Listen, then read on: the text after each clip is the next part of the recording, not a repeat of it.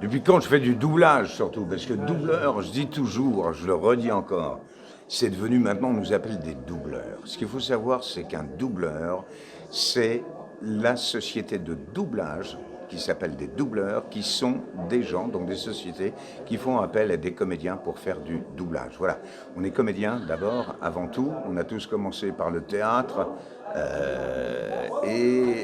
nous a amené de ce métier à faire des voix pour le doublage, des voix de pub, des documentaires, des jeux vidéo maintenant depuis quelques années. Quand j'ai commencé, tout ça n'existait pas. Et voilà, et j'ai commencé donc par le théâtre, au Théâtre de la Ville en 1967, et mon premier doublage s'est fait cette année-là aussi parce que des gens m'avaient sollicité, parce qu'ils m'avaient vu jouer au théâtre. Rien fait pour, moi j'ai fait que mon métier, il se trouve que j'ai eu la chance de me retrouver sur des séries ou des films qui ont bien marché, que ma voix est devenue connue du grand public, et puis surtout parce qu'il y a eu des émissions, c'était des métiers de l'ombre, les gens ne connaissaient pas trop, et donc il y a des gens qui s'y sont intéressés, qui sont venus nous filmer en studio, et donc le grand public a découvert comment se pratiquait le doublage d'un film, et la voix de le héros, leur héros, de grandes stars américaines comme De Niro, doublé par mon ami Jacques France, ou Patrick Poivet, qui est la voix de Bruce Willis. Quoi, ces gens qui sont devenus ces comédiens américains qui sont des stars internationales, qui ont des voix françaises attitrées depuis très longtemps et magiques et merveilleux, qui sont de merveilleux comédiens. Parce que croyez-moi, quand vous doublez quelqu'un comme De Niro ou n'importe quel grand acteur ou quelle grande actrice, eh bien, il faut avoir en face quelqu'un qui sache jouer la comédie, quoi. Mon vœu serait qu'il y ait un peu plus d'empathie dans ce monde. Je trouve qu'on est dans un monde qui est un petit peu, sans vouloir jouer les vieux machins, mais peut-être, mais en tout cas je le pense sincèrement, où on manque on manque d'empathie, on manque un peu je trouve qu'on est dans un monde assez égoïste, assez retranché sur soi, chacun pour soi, et ça je le déplore un peu parce que c'est pas ma génération. Nous on était une génération peut-être utopique, mais en tout cas avec du rêve plein la tête, c'était faites l'amour, pas la guerre. Je trouve ça peut-être quand même plus sympathique que maintenant où faut faire la guerre, faut détruire un tel parce qu'il pense pas comme moi, tout ça m'emmerde. Enfin non, ce qui est amusant, la différence du doublage par rapport à lorsque l'on tourne dans un film, ce qui est amusant, c'est que on a la possibilité d'interpréter des comédiens que de toute façon, même si on avait pensé à nous pour les tourner, nous n'aurions pas été le personnage forcément physiquement ni dans l'âge. Quand je double David Boreanaz, par exemple, dans Buffy contre les vampires, Angel, Bones, Seal Team maintenant, David Boreanaz est quand même un garçon beaucoup plus jeune que moi, que ma voix a été choisie sur lui. Ma voix est pourtant plus grave que la sienne, mais les gens aiment beaucoup. Lui-même m'a dit un jour au téléphone, tu sais Patrick, je préfère ta voix à la mienne. Et je me suis permis de lui répondre, eh bien moi je préfère ta gueule à la mienne. Voilà, donc c'était amusant. Vous voulez que je vous le fasse là maintenant? Ah oui, là maintenant. Ils vont se demander ce qui se passe là. Bah, justement, c'est ça qui Allez, c'est ça qui ok. est magique. Kamehameha!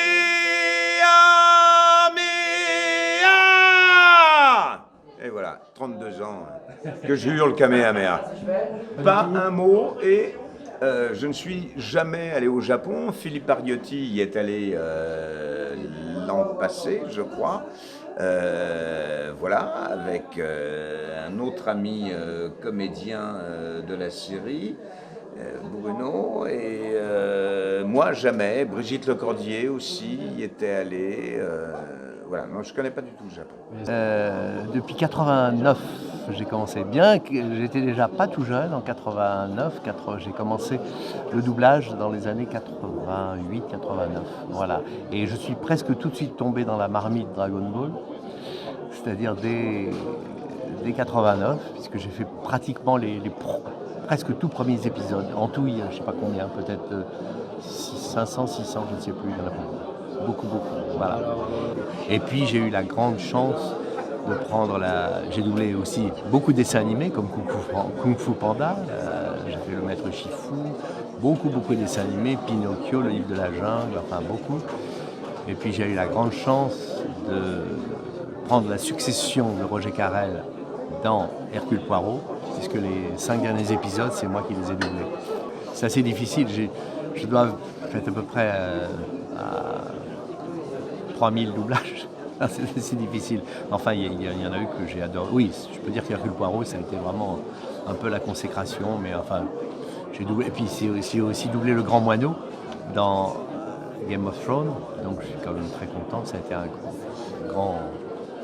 grand défi. C'était vraiment très bien. Enfin, c'est difficile de dire, mais j'en ai fait tellement. Mais avant tout, moi, mon métier, c'est quand même le théâtre.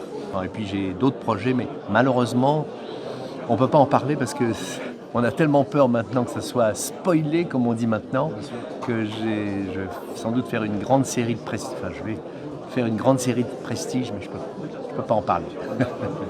Donc du coup, à la base, on a un site internet effectivement qui s'appelle Dragon Ball Ultimate, un site Dragon Ball, et on voulait proposer des informations comme on le fait sur le site, sous un autre format, parce qu'on s'est dit que beaucoup de personnes aimaient bien le format vidéo. Ouais. Et c'est plus par add-on en fait, en supplément d'un article, qu'on a proposé une vidéo et ça a marché. Ouais, ça a pris étonnamment parce que c'était un peu.